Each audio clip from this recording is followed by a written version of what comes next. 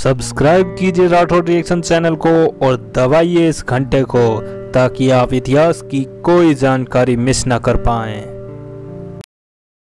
जय मां भवानी। आप सभी का स्वागत है आपके अपने YouTube चैनल राठौड़ रिएक्शन में। मैं राज बना हाजिर हूं आपके सामने फिर एक बार, और आज का हमारा वीडियो है ये।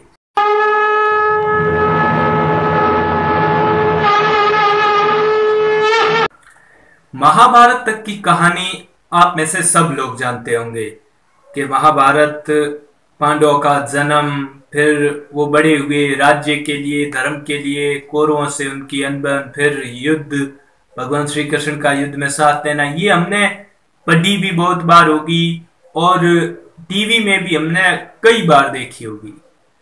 और अभी पुरानी एक महाभारत बहुत अच्छी बनी थी और अभी एक बीच में भी स्टार प्लस पर बहुत अच्छी महाभारत आई थी, तो आप लोगों ने सब देखा होगा। लेकिन युद्ध के बाद, महाभारत युद्ध समाप्त हुआ, उसके बाद क्या हुआ,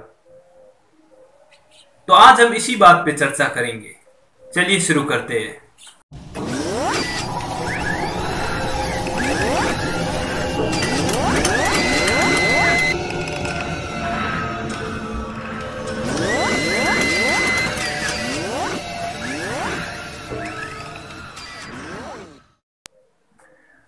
महाभारत युद्ध समाप्त हुआ, कौरवों का सर्वनाश हो गया, पांडवों का राज्याभिषेक हुआ और युधिष्ठिर को राजा बनाया गया और करीब करीब पांडवों ने 36 वर्ष तक राज किया। उधर गांधारी जो अपने पुत्रों का शोक मना रही थी, उसने भगवान श्री कृष्ण को श्राप दिया, जो कि मैंने अपने एक पिछले वीडियो में बताया था कि तुम्हारा सारा वंश नाश हो जाएगा, और उसका श्राप सच भी साबित हो गया। अब उधर नाश होना शुरू हो गया भगवान श्री कृष्ण के वंशजों का, द्वारका जलमग्न हो गई। तो उनके वंशजों की मदद करने के लिए अर्जुन वहां पहुंचे। अर्जुन उनकी मदद के लिए वहां से जो द्वारकावासी थे भगवान श्री कृष्ण के गोपी उन्हें ले आ रहे थे, तो बीच में लुटेरे आए और उन्हें लूटने लगे। अर्जुन ने अपने जो बाण है, अपने जो ध्यान किया और अपने जो श्रेष्ठ हथियार अस्त्र शस्त्र थे उन्हें याद किया, लेकिन कुछ नहीं हो रहा था। अर्जुन बहुत दुखी हुई कि मैं वही श्रेष्ठ धनुर्धर हूं या एक साधारण मनुष्य। इसके बारे में कुछ कहा भी गया है कि समय होत बलवान, टूटी गोपिका, वही अर्जुन वही बाण। मतलब समय इतना बलवान होता है कि अर्जुन जैसा श्रेष्ठ योद्धा भी कुछ नहीं कर पाया। अब बात करते हैं कि आगे क्या हुआ। अब भगवान श्री कृष्ण खुद का भी मनुष्य योनि में जन्म था, इसलिए उनकी मृत्यु निश्चित थी और उन्हें भी एक शिकारी द्वारा बाण लगने की वजह से उन्होंने भी अपनी देह त्याग दी। अब जब इनके 36 वर्ष के करीब इनका शासन हो गया, तो वेद व्यास जी उन्होंने युधिष्ठिर से कहा कि अब तुम्हारा जो लक्ष्य था या तुम्हारा जो उद्देश्य था वो संपूर्ण हो चुका है। अब आपके जीवन का कोई उद्देश्य नहीं है, इसलिए अब आप लोग स्वर्ग की ओर प्रस्थान करें या अपना मोक्ष की ओर प्रस्थान करें। इसलिए उन्हें सलाह दी गई कि आप हिमालय की ओर जाएं और स्वर्ग की सीढ़ियों से चलते हुए स्वर्ग की ओर प्रस्थान करें।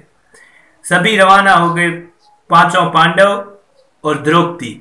साथ में यमराज जी कुत्ते के रूप में चल रहे थे।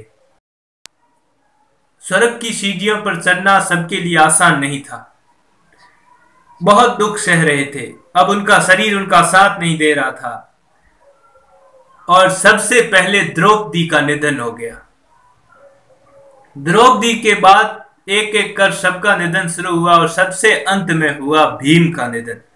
लेकिन युधिष्ठिर ही एकमात्र ऐसे थे जो उस कुत्ते के साथ, यानी कि यमराज जी के साथ स्वर्ग तक पहुंच चुके। स्वर्ग के द्वार पर जाने पर वो कुत्ता यमराज जी के रूप में आ गया और युधिष्ठिर को सबसे पहले नरक दिखाया। जब नरक में युधिष्ठिर ने देखा तो द्रौपदी और उसके बाकी भाई नरक में यातनाएं सह रहे। यह देखकर युधिष्ठिर को बहुत दुख हुआ, लेकिन यमराज जी ने कहा कि इन्होंने कुछ ऐसे इनके कर्म हैं जिनकी इन्हें सजा मिल रही है, इसके बाद ये जल्दी ही स्वर्ग में आ जाएंगे अपनी सजा भुगतने के बाद। ये सुनकर थोड़ा सा उन्हें सुकून मिला है। अब इनकी तो यहां तक हो गई बात और इन्हें स्वर्ग दिखा दिया। अब पीछे पीछे इनका शासन युधिष्ठिर ने अर्जुन के पौत्र यानी कि अभिमन्यु और उत्तरा का बेटा था परीक्षित जी को राज तिलक करके उन्हें राज्याभिषेक करके उन्हें राजा बना दिया। अब परीक्षित जी के राजा बनते ही कुछ समय बाद ही कलयुग का आगमन हुआ। सतयुग, त्रेता युग, द्वापर युग और द्वापर युग के बाद कलयुग का प्रारंभ। यह ऐसे हुआ कि जब परीक्षित जी कहीं जा रहे थे तो सामने उन्हें एक काला सा आदमी दिखाई दिया जो उनका रास्ता रोक के खड़ा था। यह देखकर परीक्षित जी ने उससे पूछा कि तुम कौन हो और मेरे रास्ते में क्यों खड़े हो? तो उसने कहा कि मैं कलयुग हूं महाराज और मैं आपके राज्य में प्रवेश करना चाहता हूं। तो कलयुग उस समय हर और प्रवेश कर रहा था। परीक्षित जी को भी पता था कि आ रहा है, तो उसने साफ साफ मना कर दिया कि मेरे जीते जी तुझे मैं यहां प्रवेश होने ही नहीं दूंगा। तो कलयुग ने कहा कि ये समय है, समय को कोई नहीं टाल सकता। जैसे सतयुग, सतयुग के बाद त्रेता युग, त्रेता युग के बाद द्वापर युग आया, तो इसी तरह कलयुग भी आएगा। समय को आप नहीं टाल सकते, ये प्रकृति का नियम है। लेकिन परीक्षित जी ने कहा कि मैं भगवान श्री कृष्ण ने मेरी खुद की रक्षा की है गर्भ में और मैं अर्जुन का पौत्र हूं। मैं इस तरीके से नहीं आने दूंगा, चाहे प्रकृति और भगवान कुछ भी कर ले। जब तक मैं जिंदा हूं मैं ये कभी नहीं होने दूंगा। कलयुग ने भी सोचा कि अब शायद दाल यहां गल नहीं रही है, तो उसने कहा महाराज आप इतने बड़े योद्धा के पौत्र हैं, तो मैं शरण तो मांग सकता हूं ना आपसे। तो परीक्षित जी ने कहा कि बिल्कुल, तुमने मुझसे शरण मांगी है इसलिए मैं मना नहीं करूंगा, इसलिए मैं तुम्हें बताता हूं तुम्हारे स्थान। और उन्होंने ऐसे जहां पे लोगों को मारा जाता है, पर स्त्री गमन किया जाता है, चोरी होती है, जुआ होता है, ऐसी जगहों पे उन्हें निवास करने के लिए बता दिया कि इन जगहों पर तुम रहो। तो यहां भी कलयुग की बात नहीं बन रही थी। उसे किसी भी तरीके से परीक्षित के राज्य में प्रवेश होना था, और कैसे हो। उसने कहा कि मुझे कहीं और भी जगह दो। तो यहां पर परीक्षित जी ने गलती कर दी। उन्होंने कहा कि जो ये धन होता है, पैसे होता है, सोना होता है, यहाँ पे लोगों का अंदर पाप जाग जाता है, तुम यहां भी रह सकते हो। और यहीं पे उन्होंने गलती कर दी। कलयुग यही चाहता था। कलयुग वहां से गायब हो गया, अंतर्धान हो गया, और महाराजा परीक्षित के सर पे रखा हुआ था मुकुट, वो सोने का था, और सबसे पहले वो उसी के अंदर जा प्रवेश हुआ। परीक्षित जी उस समय जंगल में शिकार खेलने आए हुए थे, उनके सर में चढ़ा हुआ था, और उसी टाइम से कलयुग का प्रारंभ हुआ। परीक्षित जी अपनी उस जो एक स्वभाव था, एक नेक दिल स्वभाव था, उसको छोड़कर उस कलयुग के सर में उनके ऊपर इस तरह हावी हो गया कि वो एक ऋषि के साथ बुरा बर्ताव कर बैठे, और जिसकी वजह से उन्हें श्राप मिला। और इस तरीके से ये तो आप लोगों को पता चल गया होगा कि बाद में पांडवों का क्या हुआ और कलयुग का प्रारंभ कैसे हुआ। फिर आगे इनका शासन बहुत लंबा चला था, करीब 1700 साल तक, और पांडव आगे बढ़ते गए। लेकिन महाभारत युद्ध के बाद क्या हुआ पांडवों का, ये कहानी मुझे आपको बतानी थी, सो मैंने बता दी। फिर इस टाइप का और वीडियो आपको जानना है, महाभारत, रामायण या किसी भी संबंधित के वो चीज क्या थी, या उसके बारे में आपको जानकारी ना है, आपको रामायण देखी हुई है, महाभारत देखी हुई, लेकिन फिर क्या हुआ या उससे पहले क्या था या वो कौन था, इस चीज की जानकारी भी आप मुझसे पूछ सकते हो। ये भी हमारे इतिहास से संबंधित ही है।